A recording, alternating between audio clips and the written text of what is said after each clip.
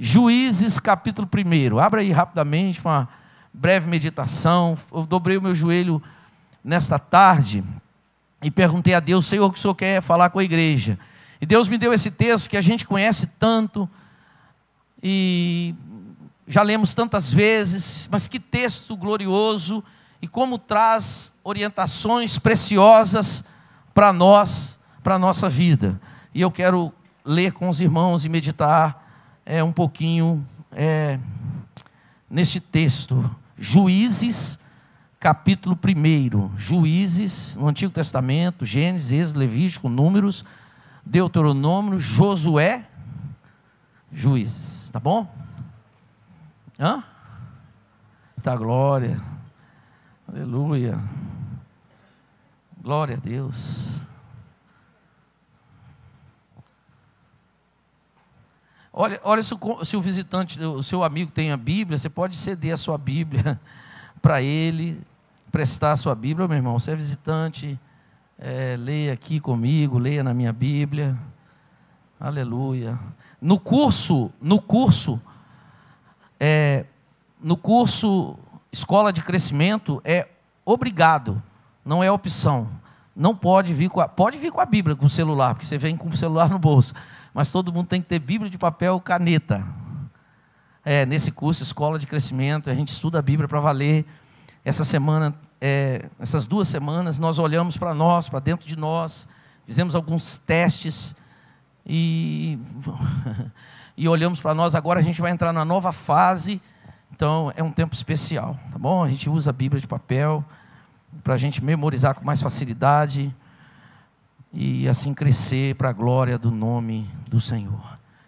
Juízes capítulo 1, versículo 1, diz assim: depois da morte de Josué, os filhos de Israel consultaram o Senhor, dizendo: quem dentre nós primeiro subirá aos cananeus para pelejar contra eles? Vamos fazer uma leitura alternada? Leia os irmãos o 2, vamos lá, 1, 2, 3. Respondeu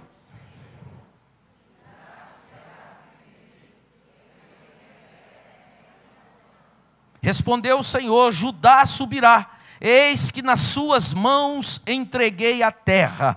Disse, pois, Judá a Simeão, seu irmão: sobe comigo, a herança que me caí por sorte, e pelejemos contra os cananeus. E também eu subirei contigo a tua, que te caiu por sorte. E Simeão partiu com ele. Os irmãos o 4.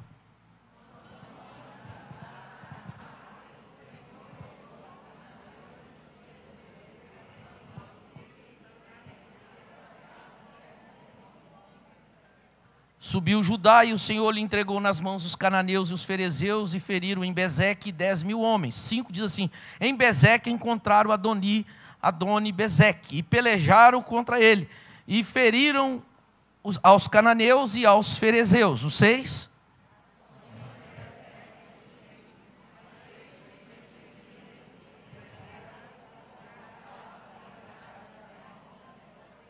Adoni-Bezeque, porém, fugiu, mas o perseguiram, e prendendo-o, lhe cortaram os polegares das mãos e dos pés. Então disse Adoni-Bezeque: 70 reis, a quem havia sido cortados os polegares das mãos e dos pés, apanhavam migalhas debaixo de minha mesa. Assim como eu fiz, assim Deus me pagou. E o levaram para Jerusalém, e morreu ali. Versículo 8.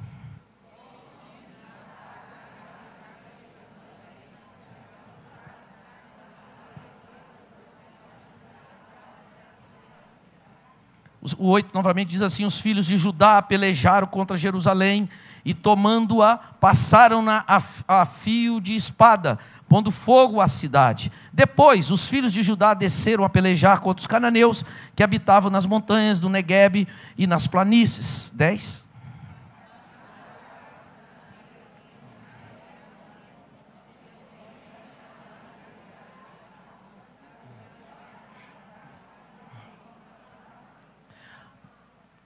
Partiu Judá contra os cananeus que habitavam em Hebrom, cujo nome outrora era Quiriate-Arba. E Judá feriu a Sesai, a Imã e a Talmai. Que Deus abençoe a leitura de sua palavra. 330 anos foi o período dos juízes. Então, vem aquela história da criação, vem os patriarcas, o povo vai para o Egito, e no Egito o povo cresce, é escravizado, passa-se 430 anos, Deus usa Moisés para libertar o povo é liberto, caminha em Canaã, surge um novo líder, Moisés morre, o novo líder se chamava Josué. Josué morre e termina, foi o maior conquistador de Israel, um homem de muitas batalhas e muitas vitórias. E no livro de Josué, ele morre no final do capítulo e por aqui no início de Juízes, e aí começa uma nova fase em Israel. E essa fase dura 330 anos. Foi uma fase muito complicada. Faltou para esse povo muito discernimento espiritual, muita inteligência espiritual. Eles, por exemplo, houve uma época que eles cometeram um pecado grave e Deus enviou serpentes, e as serpentes morderam as pessoas e morreram, muita gente morreu. Milhares morreram. Eles oraram a Deus e Deus mandou eles fazerem um objeto, e aquele objeto que eles fizeram, quando eles recebiam a cura. Mas aquele objeto, em vez deles usarem naquele momento, eles continuaram usando, e esse objeto entrou nos Juízes e ficou mais de 300 anos, algo que Deus deu, vê se você está pegando, algo que Deus deu para o momento.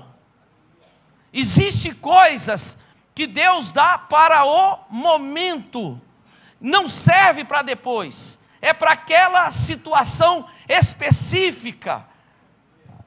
E aí, no livro de Juízes, além deles sempre se desviarem, eles não tinham esse discernimento.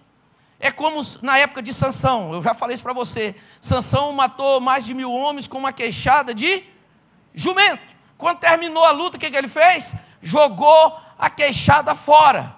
Algumas pessoas estariam nos dias de hoje com a queixada de jumento na mão ainda, querendo lutar as batalhas de hoje com a mesma queixada de outrora. Aquela arma só serviu naquele dia, naquele momento, naquela situação. Diga para o seu irmão do lado: Deus tem uma arma especial para você nessa noite, para você vencer, para você lutar as suas batalhas. Irmãos, veja bem, versículo 1 diz assim: eles consultaram a Deus.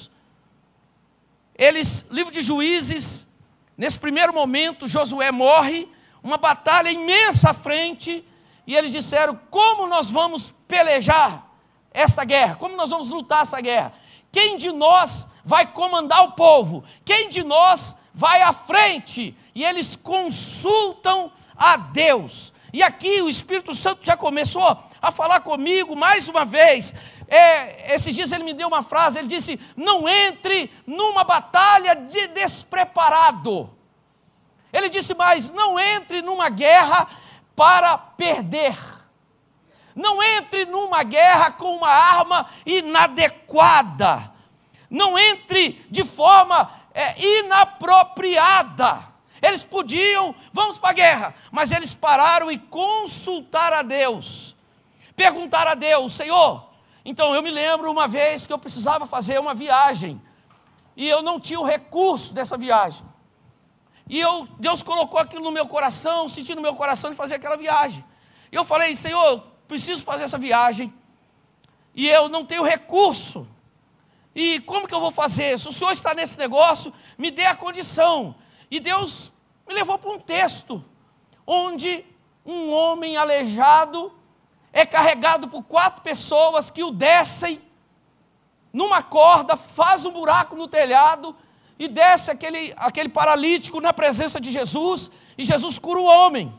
E eu li aquele texto, o Espírito Santo ali, e o Espírito Santo disse para mim: faça um buraco também no telhado, e dê o seu jeito, e levante o recurso. Eu fiquei sem entender nada. É como se ele dissesse: dê os seus pulos, dê o seu jeito, faça um buraco. Eu falei: onde é? Fale, eu vou cavar, onde seja. Eu vou pegar uma picareta, uma marreta e vou fazer um buraco. E eu fiquei com aquela palavra forte no meu coração. Mas eu pedindo a Deus, Senhor, eu não estou entendendo. Porque muitas vezes Deus fala no primeiro momento, a gente não entende nada, José Luiz. A gente não entende, a gente fica meio perdido. E eu fiquei também. E é assim mesmo, fala para o seu irmão, é assim mesmo. Às vezes no primeiro momento você não entende, você vai entender depois. Aleluia! Mas obedeça, mesmo sem entender. Aleluia! E às vezes você não vai entender nunca. Você vai fazer e vai ser abençoado e falar, tá bom. É um mistério. E eu fiquei com a picareta na mão, com o machado na mão, atento. E aí o Espírito Santo falou comigo. Eu falei, eu preciso viajar e não tenho recurso. E ele falava assim, faça um buraco na parede. E eu estava na minha estante, de repente eu vi um livro meu. E eu peguei aquele livro e o Espírito Santo falou, esse é o instrumento do buraco. Eu falei, como? Ele falou assim, faça uma nova edição desse livro. Faça 1000 exemplares. E venda e vá. Eu falei, Senhor, não é fácil. Se você não tem uma editora, não tinha muito esse advento da internet dessa forma. Mas eu obedeci mesmo com todos os contras. Fui na gráfica, mandei fazer os 1000. Peguei aquilo, vendi 1000 livros sozinho em 28 dias. Alguns entenderam, diga aleluia. Talvez você não tenha noção que é isso, mas não é fácil. Não é fácil. Às vezes você vê um pregador aqui, o povo não gosta de ler. Às vezes vem um pregador aqui com um monte de livro, vende 5, 10. Eu vendi 1000 livros, praticamente em 28 dias. Aleluia. Olha a arma, Deus, eu jamais faria isso. Deus tem uma estratégia específica para você, diga aleluia. Eles consultaram ao Senhor, e Deus disse para eles, Deus começou a mostrar a eles, era como Deus, não entre com essa arma, não vá para a guerra desse jeito, não entre nessa, irmãos, cada batalha nossa a ser lutada, precisa de estar na direção de Deus. Nem lute batalha que Deus não te chamou para lutar. Aleluia. Nem lute. Uma vez eu passei, eu já te contei isso algumas vezes. Eu passei em Camburi, estava muito alegre, muito animado. Era solteiro, tinha comprado uma moto zero, e feliz da vida, glorificando o Senhor. E olhei aquela estátua de Iemanjá e freiei a moto. E naquela época você podia entrar até lá na estátua com a moto. Entrei, fiz uma batalha espiritual, disse espírito de idolatria e tal. Orei ali fervorosamente e saí. Mas eu passei uma prova. Eu não sabia, aquela enxurrada de coisas. Na época eu trabalhava na área de venda, negócio que era para fechar, não fechava, e não sei o quê. Eu falei, meu Deus, e tal, não sei o quê. Daqui a pouco Deus trouxe o discernimento, e eu clamei o sangue de Jesus, não entre em guerra que Deus não te mandou entrar. A Valnice estava dizendo que ela está alugando helicóptero para ungir o céu do Brasil. Na hora, aleluia, mas eu pensei, só vou se Jesus mandar. Hein? Só entro se Jesus permitir, mandar. Não vou lutar qualquer batalha. Se vem a mim, eu entendo que é Deus trazendo. Aleluia. Eles consultaram a Deus. Eles consultaram o Senhor e falou, quem é que vai? E Deus falou quem iria. E eu quero pular esse ponto, quem iria, para te falar depois quem foi, na verdade, comandar a batalha. Mas eles, nesse processo de batalha, eles encontraram, diz a Bíblia no versículo 5, encontraram um homem chamado Adoni-Bezeque. Esse homem era um mutilador, um homem terrivelmente violento, um rei, temido por todos. Ninguém achava esse homem. Quando acharam ele no versículo de número 5, no 6 ele foge. Mas eles perseguem. E quando eu estava lendo aqui, meditando, e diz assim, eles encontraram, diz o versículo 5, encontraram Adoni-Bezeque. Então o Espírito Santo tem falado comigo e com a igreja, que há inimigos nossos. Irmãos, há situações que a gente procura e não encontra solução, não encontra o inimigo, mas quando Deus põe a mão, nós vamos encontrar aquele inimigo que nos aflige, aquele que se levanta contra nós para nos envergonhar. Diz que encontraram o inimigo, eles se depararam com ele. Deus, Ele tentou fugir, mas Deus pôs a mão. E Deus nessa noite está dizendo para nós, irmãos, que Deus nesta noite vai te fazer encontrar a raiz do problema. Deus vai fazer você encontrar o X da questão, aquilo que te afronta, porque nessa noite Deus liberou para mim e para você vitória e graça de Deus. Irmãos, Deus está dizendo aqui até agora que nós precisamos buscar estratégia em Deus, amém? Às vezes, em primeiro lugar foi isso, não vá falar, não vá ouvir, sem antes se estar na presença do Senhor, para receber a estratégia de Deus.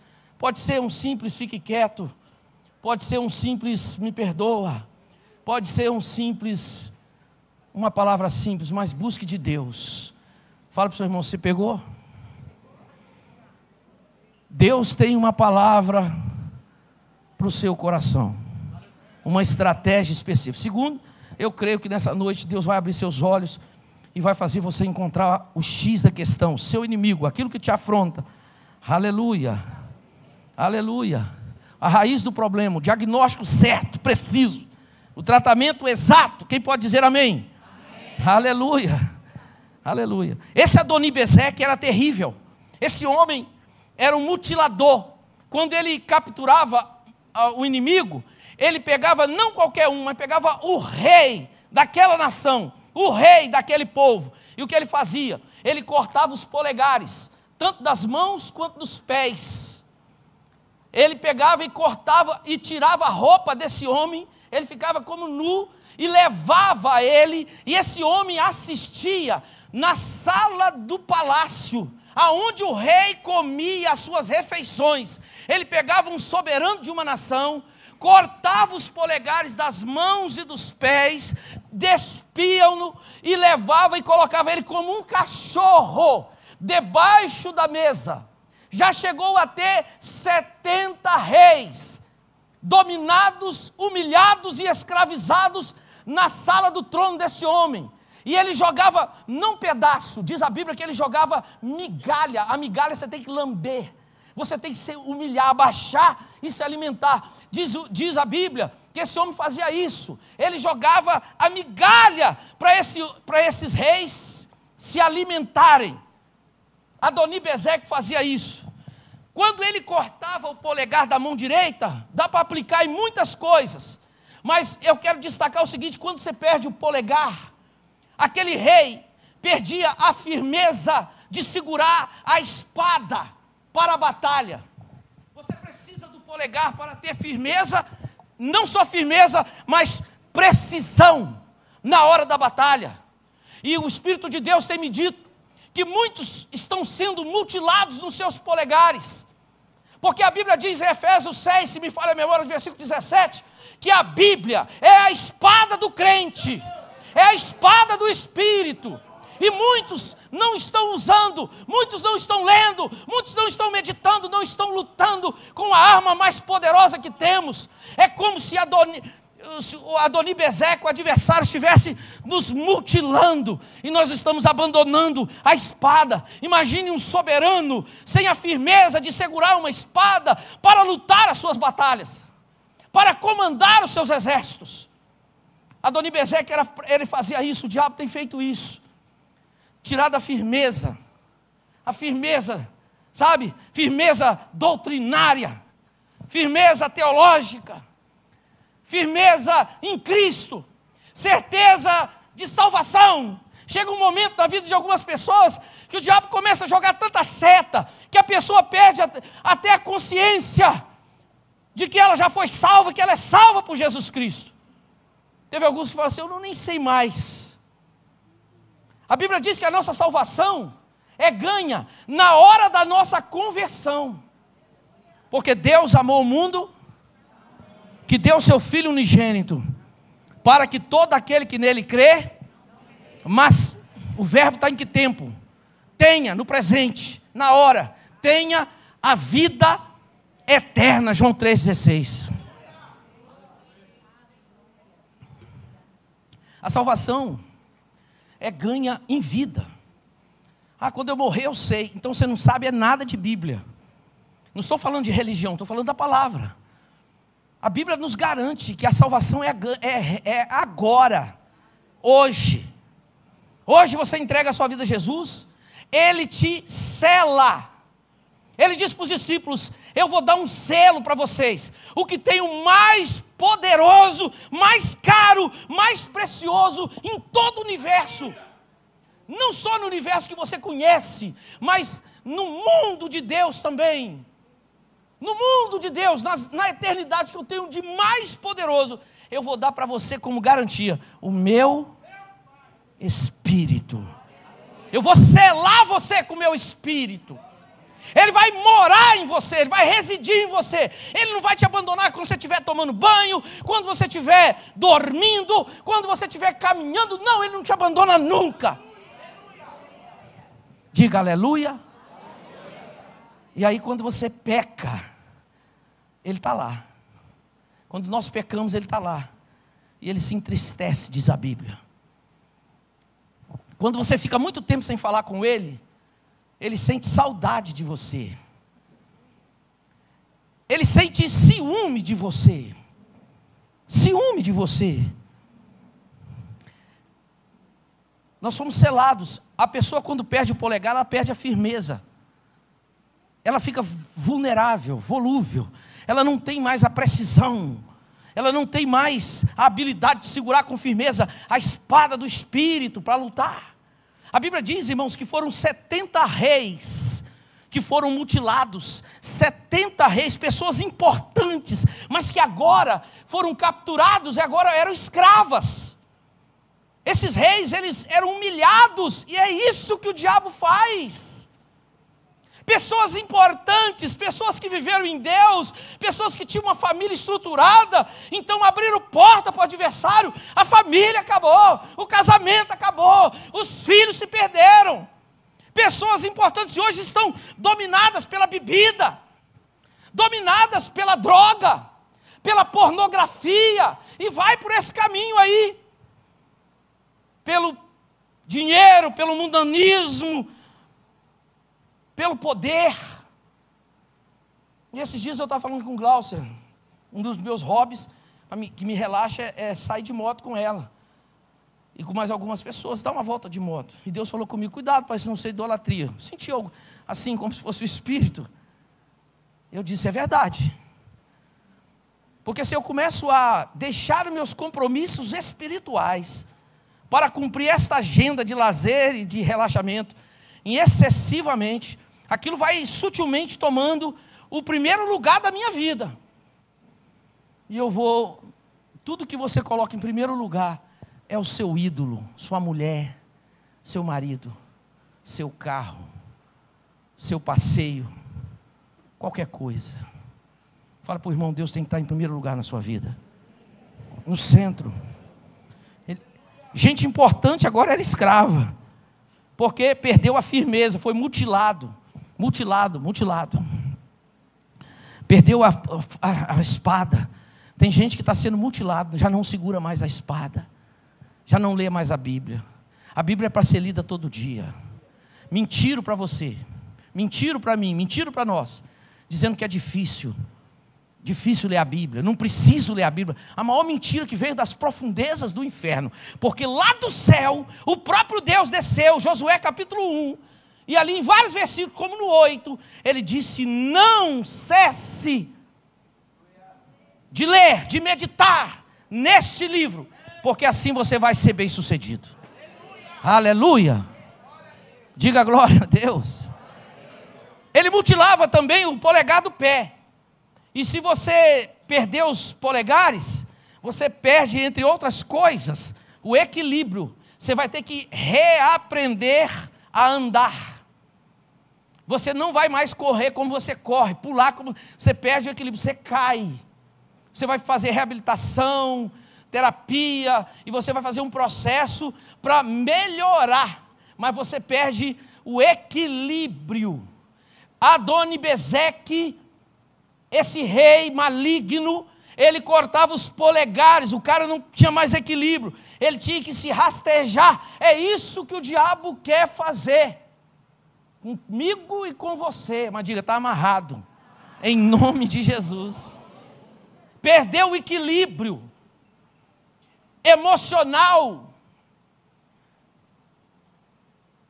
Tem gente que aqui é um santo, mas quando entrou no carro ele já dá logo um gritão com seu filho, com a sua esposa, com a sua mãe, com a sua namorada. Em casa ele joga o copo na parede. Olha, tem isso. Perdeu o equilíbrio. Entende, irmãos? Isso é coisa do inimigo. Quando ele tira os seus polegares, a pessoa perde o equilíbrio, perde a firmeza. Então ele não consegue mais, ele faz essas coisas, entende? Então ele grita, ele xinga, ele briga, ele fala palavrão. Perde o equilíbrio. E outras coisas mais sérias, vai perdendo às vezes até o equilíbrio emocional. Muita gente que está no Adalto Botelho foi para lá, e grande parte assim daquele processo, daquela pessoa, foi ataques demoníacos na mente. Começaram ouvindo vozes, vendo vulto, dizendo: tem gente aqui. E se essa pessoa, a família dessa pessoa, depende mais da pessoa, procurasse o Senhor, então muitos casos daquele teriam sido libertos. Tinha uma senhora dentro da igreja, e o marido dela morava aqui em Parreiral. Não sei o que aconteceu no trabalho, lá no trabalho, e um colega de trabalho, ela contou isso na igreja, um colega de trabalho disse assim: eu vou te visitar essa noite, eu vou te visitar hoje, eu vou fazer um trabalho para você, alguma coisa assim. Ele não deu crédito naquilo, ele não tinha a proteção do Espírito Santo, ele não tinha compromisso com Jesus. Diz que aquele homem saiu de casa e nunca mais voltou.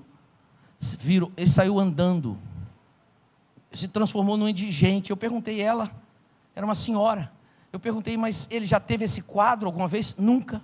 Já aconteceu isso? Nunca.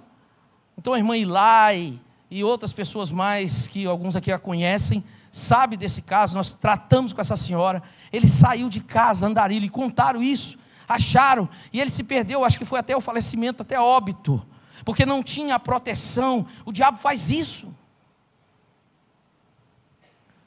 Adoni-Bezeque cortou os polegares. Irmãos, a Bíblia diz assim: eu não te dei, olha isso aqui, Deus não nos deu o espírito do medo, mas de amor, coragem e o quê? Moderação. Diga moderação. Moderação no grego é sofronismo. Esta palavra significa equilíbrio mental. Então às vezes muitos aqui, nós às vezes passamos por provas e lutas, e uma delas é a depressão, síndromes de pânico, e eu sempre tomo esse versículo para estarmos orando e repreendendo esse mal. E eu tenho visto, irmãos, no meu ministério, e falo na presença do Senhor, muita gente ser curada e liberta dessa pandemia emocional que lota os consultórios psiquiátricos. E gente, hoje o Brasil dos primeiros a tomar todo tipo de remédio nessa área. E eu, pela misericórdia de Deus, nós temos visto, não só eu, mas os obreiros, muita gente. Nunca eu digo para a pessoa não vá ao médico, muito pelo contrário, você precisa de médico, você precisa de remédio, o médico vai romper o remédio, mas eu tenho visto médicos dizer: administra você toma na hora que você precisar. Pessoas que tomavam 2, 4 miligramas desses remédios por dia, não dormiam jamais sem. Tenho visto pessoas, pelo poder do Evangelho, pelo poder do nome de Jesus, confiado nessa promessa: Senhor, Tu me destes mente sã, mente equilibrada, serem curadas para a glória do nome do Senhor. Quem pode dizer amém? Amém. Aleluia. Irmãos, esse Adoni-Bezeque, ele fazia isso, ele pegava a pessoa, cortava os dedos, humilhava a pessoa e colocava a pessoa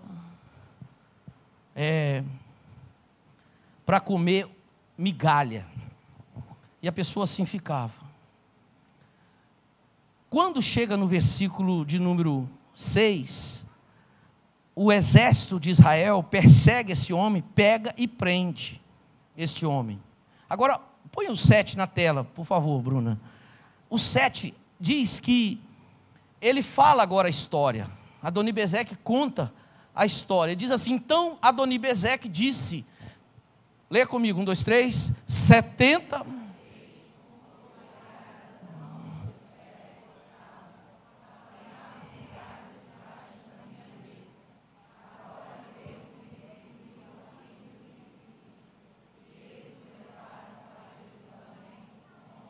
Deixa o versículo na tela, Bruno.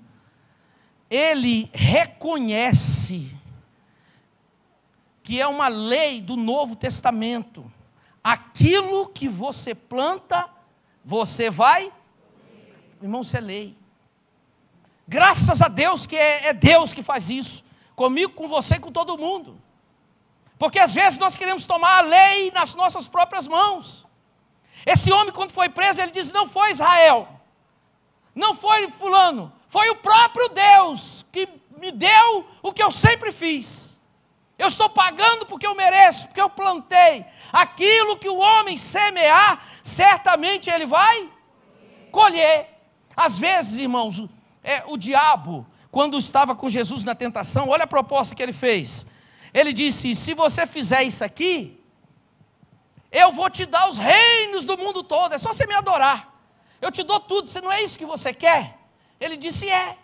Então, me adora que eu te dou. Todos os reinos vão te servir. Mas você me serve, você me adora e os reinos te adoram. Jesus não queria que o evangelho chegasse em todos os reinos. É o que ele queria, o que ele quer. Que depois que ele foi, ele nos delegou com essa missão. Jesus não queria justiça social. Os pobres bem cuidados, os ricos, todo mundo tendo o suficiente para viver.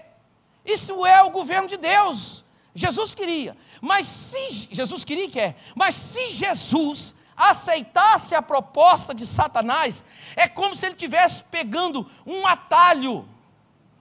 É como se ele estivesse não confiando em Deus. Quem está entendendo, diga amém. Amém. Quando você olha uma situação e você fica indignado, e dá vontade de você fazer justiça com as próprias mãos, é como se você estivesse dizendo: eu também não confio em Deus. Deus não vai julgar isso. Quando você faz uma coisa e pensa que você vai ficar impune, você está dizendo: Deus não vai cobrar, Ele não vai cumprir a sua palavra, Ele não está vendo. E a Bíblia diz em Efésios que aquilo que o homem fizer, ele vai colher. E sabe, irmão, se não colher nesta vida, vai colher na outra. É Gálatas, né? Deixa eu achar aqui. Que veio no meu espírito agora. Me ajude, irmãos. Onde que está esse versículo? Aquilo que eu amo é Gálatas? Gálatas 6,7. Não se engane de Deus. Gálatas 6,7. Não vos enganeis. Fala para o seu irmão: irmão, não se engane. Quando você ajuda uma pessoa, Deus está vendo. Deus vai dar. Ele diz assim, eu li para você semana retrasada: quando você dá ao pobre, você, diz o texto sagrado, empresta a Deus. Aleluia. Mas o texto não para. O texto diz assim: e Ele vai te restituir. E sempre restitui, muitas vezes mais. Aleluia. Gálatas 6,7, Gálatas 6,7 diz: não vos enganeis, de Deus não se zomba, pois aquilo que o homem semear, isso também fará o quê? Ceifará. Porque o que semeia para a sua própria carne, de carne colherá corrupção. Mas o que semeia para o Espírito, do Espírito colherá a vida eterna. E ele vai falando, é uma lei. Adoni-Bezeque, quando ele é castigado, olha o entendimento desse homem. Ele diz assim: eu estou colhendo o que eu plantei. Aproveite o máximo para plantar no reino do Espírito. Plantar coisas boas, falar bem das pessoas. Deixa que Deus vai cobrar. A vingança pertence ao Senhor. Quantas vezes você e eu já quisemos tomar vingança com as próprias mãos. A natureza humana. A gente tem duas naturezas. Nós temos a natureza humana, mas quando aceitamos Jesus, nós temos a natureza divina, o Espírito de Deus em nós. Mas quando a natureza assim, humana, a gente quer, não, isso aí não merece. Ele merece, é igual o filho pródigo, quando ele volta para casa, depois de humilhar o pai, gastar o dinheiro do pai, fazer vergonha no pai, quando a gente lê aquela história ali que ele volta, a gente fala assim, ele merecia uma boa coça, ele merecia uma surra, uma repreensão. Não, você vai até voltar, mas você vai dormir naquele quartinho lá. Aleluia. Você vai ficar ali, ó. Mas o pai faz o quê? Restaura o rapaz. Restaura o rapaz. O pai não dá o que ele merecia, mas o que ele precisava. E eu penso que depois ele ficou profundamente envergonhado. Você já ficou envergonhado do seu pai? Uma vez, minha mãe não está aqui, mas eu vou contar isso. A Carla, minha irmã, talvez saiba. Uma vez ela ia nos bater. A gente apanhava muito, hein? Eu, meu irmão, a gente apanhava, Bessa. Naquela época, acho que podia bater, né? Poxa. Quem apanhou aqui? Diga glória a Deus. Eu, hein? Que coisa esquisita, hein? Olha aí. Apanhei. Cinto. Era uma tortura às vezes, que tinha uma varinha e ficava em cima da geladeira. Aquilo era terrível. Não faça isso nunca com seu filho. Isso aí é uma coisa que não pode fazer. O filho ficava aquela tortura, aquela varinha lá.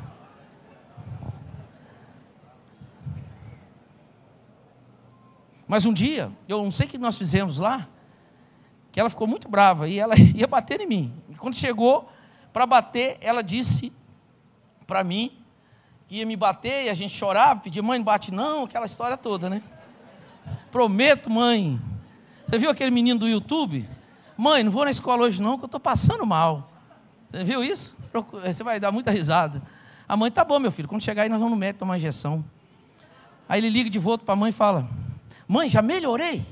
Aconteceu um milagre, não precisa de injeção não, mãe. Estou bonzinho. É bom demais. Quem já viu isso? Nunca viu? Ela chegou para mim e disse, eu não vou te bater não, mas você vai me bater. Eu falei, mãe, você está doida? Ela não era muito certa. E pegava o, sei lá o que era, e punha na minha mão. Ela deve estar vendo, hein? Ela está lá no sítio, ela deve estar vendo. Ela punha o cinto na minha mão, sei lá o que era. Você vai me bater. Eu e Sandro, eu acho. Não, mãe, não. Aquilo doía mais. Entende, irmãos? Mas eu acho que quando você libera o perdão e Deus atua, aquela pessoa sente mais vergonha ainda. Entende? Quando você dá para a pessoa o que ela nem merece, mas ela precisa daquilo ali, mais uma oportunidade, mais uma chance. Aleluia. Para o seu filho, para a sua esposa, para o seu esposo, mais uma oportunidade, mais uma chance. Eu acredito em você. Quando eu tinha na minha adolescência, eu afastei do Evangelho. Meus pais se separaram e foi um momento muito difícil na minha família. E aí, os pais separam, os filhos sentem como se tivesse liberdade. Agora não tem um pai, não tem uma mãe, assim junto, assim você fica mais solto, né? E a propósito, no momento da separação, os pais ficam muito, sei lá, qual é a palavra? Perturbado? Quem falou isso? Não foi eu não. Sei lá, fica tribulado, e aí que acaba que eles ficam cuidando mais da vida deles, e esquece um pouco o filho. É difícil, é bem complicado essa história. E eu me lembro que eu era da igreja, aquela coisa toda, nasci no Evangelho, mas nessa fase, lá para aqueles 14 anos, eu aproveitei e começo a ir nas festinhas, né? Nas festas, no show, e aí você vai e acaba desviando, filho. E aí desviei mesmo, meti o pé na jaca. Quem já meteu o pé na jaca, no jabuticaba e tudo? Pois é, você também, fique rindo. Então desviei mesmo. Mas um dia eu encontrei o Dioceles Baiense. O Baiense, ele tem um Baiense aqui também, ó. Ele me encontrou, eu estava no meio da rua, ele veio onde eu estava, me abraçou e disse, olha, nunca esqueci isso, já contei isso para ele. Falou, eu acredito em você. E me abraçou carinhosamente, e eu desabei a chorar. estava longe do Senhor, mas eu amava o Senhor. Mas Ele, naquele momento ali, eu estava no mundão, Ismael, Ele me deu um abraço na rua ali da Igreja Batista, me lembro como se fosse hoje, e disse: eu acredito em você. Ele me deu exatamente, com as palavras dele, o carinho, a atenção que eu precisava naquele momento. Deus vai te usar para ser bênção na vida de alguém. Quem recebe, diga aleluia. Diga: Deus me usa mesmo. Eu quero encerrar com esse texto, repetindo o que eu já falei para você. Eu comecei dizendo que você precisa consultar a Deus. O pessoal do louvor pode vir. Você precisa consultar a Deus. Não vá de qualquer jeito lutar as suas batalhas. Lute as suas guerras na orientação do Espírito Santo. Tire um tempo e pergunte ao Senhor. Aquele ponto X, você vai encontrar aquele inimigo e vai dar cabo dele na sua vida. Gente importante agora virou escrava. Perdeu o equilíbrio, perdeu a identidade, perdeu a firmeza, porque se deixou capturar por Adoni-Bezeque. Mas Deus nessa noite está dizendo: não abandone a palavra, é a espada, não perca o polegar, não abandone a oração, te dá firmeza, equilíbrio. Irmãos, tem uma lição que eu quero compartilhar com você.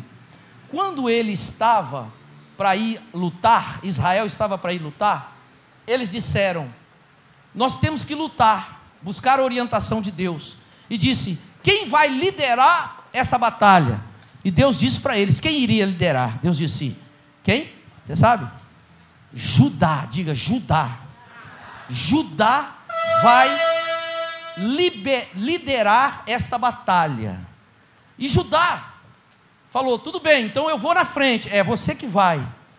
E aí Judá foi no seu irmão Simeão e disse para Simeão: Simeão, vão comigo nessa batalha? Vão comigo lutar pela minha herança, lutar pelo meu espólio? Vão comigo, me ajuda, eu preciso de ajuda. Você me ajuda agora, que quando chegar a sua vez, eu também vou te ajudar. Aleluia. E Simeão falou assim: claro, eu vou te ajudar. E ajudou mesmo. Eu vejo aqui comprometimento, integridade, de dizer: pastor Cláudio, conta comigo. Você está numa luta com aquele imóvel seu, exemplo, e tal, eu vou estar orando com você, eu vou comprar a sua guerra, eu vou lutar com você, mas lutar mesmo. Muitos de nós não fazem isso, faz uma oraçãozinha só. Mas às vezes Deus quer te levantar como companheiro de batalha de uma pessoa. Você manda um zap para ela, de quando em quando você pergunta: Zedequias, como é que está a sua esposa? Você manda um zap para ela lá no hospital, está recuperando, as taxas estão melhorando, ela está lá, ela está sentindo: ei, ele está comigo nessa guerra, ele está comigo nessa batalha. Esse texto me ensina, irmãos, que nós temos que ombrear o outro. Você não pode hoje: tá bom, eu vou te substituir, pode ficar tranquilo, eu vou cuidar para você, fica tranquilo. Não, fica em paz, eu estou cansado, eu preciso dormir, descansar. Não, meu irmão, fica em paz, eu vou te cobrir, eu vou estar com você nessa batalha. Irmãos, nós precisamos ser essa igreja que ombreia o outro com fidelidade e diz: eu vou estar, pode contar comigo, eu vou vestir sua camisa. Ei, irmão, vem cá fazer isso. Não, eu estou junto com ele aqui nessa guerra. Nós dois somos um. Nós estamos juntos, os casais do bem casado. Eu falei com eles, falei: vocês abandonam outros ministérios. Abandona não, assim, então foca nisso agora. Ajude os casais, ore por eles, jejue por eles, faça guerra por eles, pelos casais do seu grupo agora. Tem casais novos, casais mais maduros, não importa. Agora, vista a camisa, veja, detecta os problemas que eles vão falar, e juntos você lute a guerra dele. Irmãos, um lutando é bom, agora dois, melhor ainda, mais forte ainda. Tem demônio que só sai com jejum e dois orando, dois jejuando, aí que sai mesmo. Diz ele, Judá disse: Simeão, vão comigo. Simeão disse: eu vou sim, irmão, fique tranquilo. E olhe bem isso aqui. Sabe quem pode ser esse amigo seu? Uma pessoa muito menor que você, muito menor. Simeão era a menor tribo. Depois, lá na frente, Simeão foi incorporado a ajudar.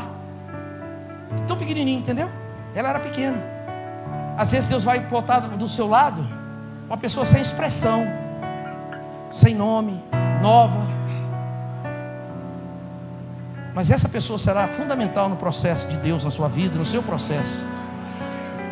Sabe o que significa a palavra ajudar? Louvor. Diga aleluia. E eu termino aqui. Judá significa louvor. Israel chegou para Deus e disse: temos um inimigo aí para vencer, vários. Quem vai na frente? Qual a arma nós vamos usar? E Deus disse: usa o louvor. Vá com louvor. Você lembra de Josafá? Em Crônicas. Como eu gosto desse texto. Aleluia. Diz a Bíblia, irmãos, que quando Saul ficava endemoniado, o louvor era cantado, tocado, o demônio ia embora. É como se ele dissesse: não aguento ouvir esse louvor. E saísse, não ficava. E Saul ficava calmo, voltava à sobriedade, com louvor. Segundo a Crônicas 20, diz que Josafá foi para a guerra com Israel. E Deus falou assim para eles assim: nesta batalha não tereis que pelejar. Diga aleluia. Essa batalha é minha. Vocês vão ficar parados e vão ver o que eu vou fazer. Aí Deus falou para eles assim: a única coisa que vocês vão fazer, vocês vão colocar os levitas na frente do exército, todos bem arrumados, impecáveis, com seus instrumentos e com as roupas apropriadas. E eles, na frente do exército, vão puxar o louvor a Deus, a adoração a Deus. Capítulo 20, versículo 22 diz assim: tendo eles começado a cantar e a dar louvores, pôs o Senhor emboscada contra os filhos de Amon, contra os filhos de Moabe, contra os filhos do monte Seir, que vieram contra Judá. E esses inimigos todos foram desbaratados. O que aconteceu? O louvor é arma de guerra. É sim. Não só quando você está atribulado, mas quando você tem algo para resolver e você fala: eu vou louvar o Senhor. Uma voz diga assim: xinga um palavrão, briga agora, chuta, bate a porta do carro, pá, chuta a geladeira, briga com a sua mulher, como se ela tivesse culpa. Desce da cruz, deixa o homem velho aflorar.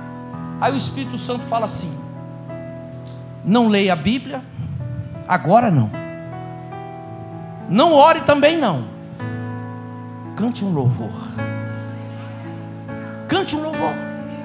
Irmãos, diz a Bíblia que Deus deu o louvor para eles. Eles deviam dizer: rendei graças ao Senhor, porque a sua misericórdia dura para sempre. Quando eles começaram a cantar, no mesmo momento que eles começaram a louvar, e essa lei vale para hoje, vale para agora. Deus fez o inimigo ficar confuso. Eram 3 exércitos contra o exército de Judá.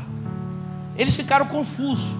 Do nada, um exército olhou para o outro e falou: você está me olhando desse jeito? Eu vou enfiar a mão na sua cara. Eu é que foi. E diz a Bíblia que eles começaram, 2 exércitos, a brigar entre si. Saíram na mão mesmo, no chute, na mordida, na pedrada, e brigaram ali. E um exército levou vantagem do outro. Foi um banho de sangue, milhares e milhares. O outro exército ficou olhando. Quando eles terminaram de brigar, eles falaram assim: rapaz, agora esse povo aí vai vir contra nós. E avançaram neles, e o outro avançou. Sabe o que aconteceu? Diz a Bíblia: morreu todo mundo. E Israel cantando.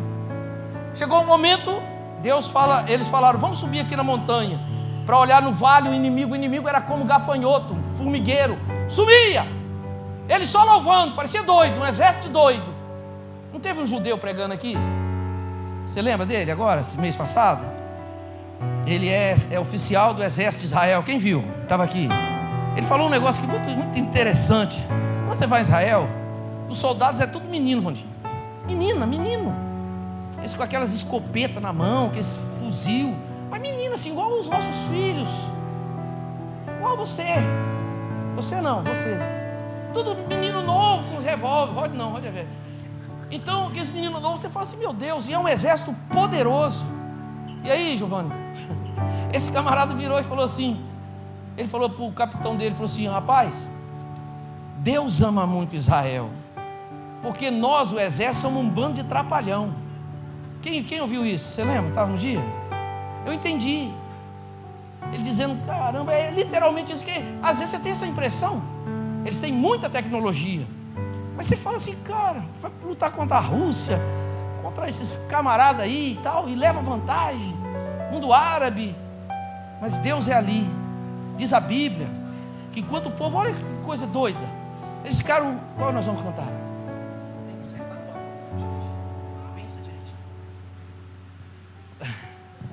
Vocês não ouviram não, né? Eles não ouviram o que nós falamos. Mas quando eles foram louvando ao Senhor e subiram na montanha, todo o inimigo, o exército inimigo, era 3 exércitos, estavam todos mortos, destruídos nessa noite. Você está entendendo o que Deus está falando com você? Se você não pegar nada, pegue só a primeira parte e essa. A primeira parte é, vá para a guerra, mas antes, entre para ganhar. Busque uma estratégia de Deus. Aleluia. E essa é a última. Põe louvor na sua vida. Põe a música. Põe um cântico. Volte a assobiar uma canção. Cante no banheiro. A gente toma banho tão rápido, não dá nem tempo de cantar. Nem banho direito toma, só passa pela água. E completa com perfume. Eu sei, alguns adolescentes estou falando. Falo, menino, você já tomou banho? Claro, o cabelo está de gel puro, assim, igual a nossa. Mas ponha louvor na sua vida. Aleluia. Eu estava lendo um livro agora à tarde e o autor estava, um pastor americano, dizendo que quando a gente canta, vários hormônios são disparados em nosso organismo. Fala para o seu irmão, louve a Deus, querido. Esses hormônios mudam seu estado. Muda o estado emocional, o seu estado físico. Vamos cantar ao Senhor? Aleluia. Vamos louvar o Senhor.